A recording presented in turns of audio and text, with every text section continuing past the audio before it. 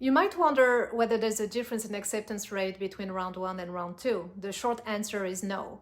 Round 1 and round 2 acceptance rates are usually very similar. One of my jobs as a former director of admissions was to estimate the number of offers I could make given the dean's enrollment target and my projected applications.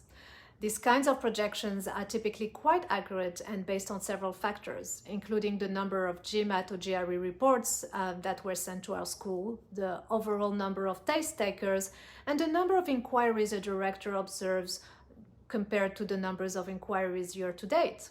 With this information, a director instructs their admission team to invite a percentage of the applicant pool to interview, or in the case of open interviews, advise their team to make a certain percentage of offers. When the admissions team begin to make offers in round 2, the director uses the same percentage because they do not know yet the yield on any of the decisions they have made during round 1.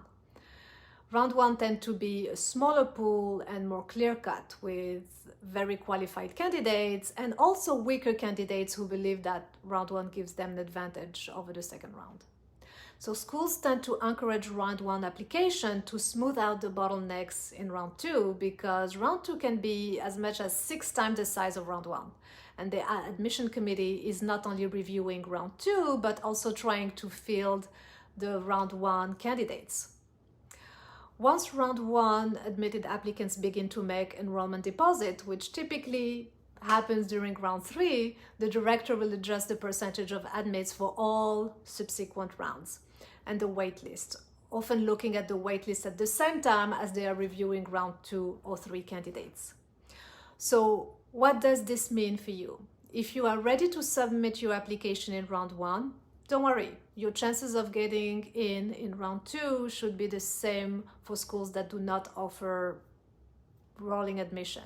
If you are ready to apply in round 1 and the MBA program admits you, you have the advantage of knowing your fate earlier, which can help you in obtaining financial aid, visas, housing, and with getting to know your classmates.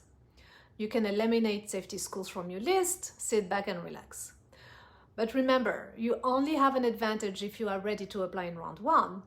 You will have a substantial disadvantage in submitting in a rush an application that doesn't reflect your best. Instead, use the time leading up to round 2 to perfect your application and maximize your chances of getting admitted. So, are you unsure of when to apply to an MBA program? Should you push for round 1 or hang back and wait for round 2?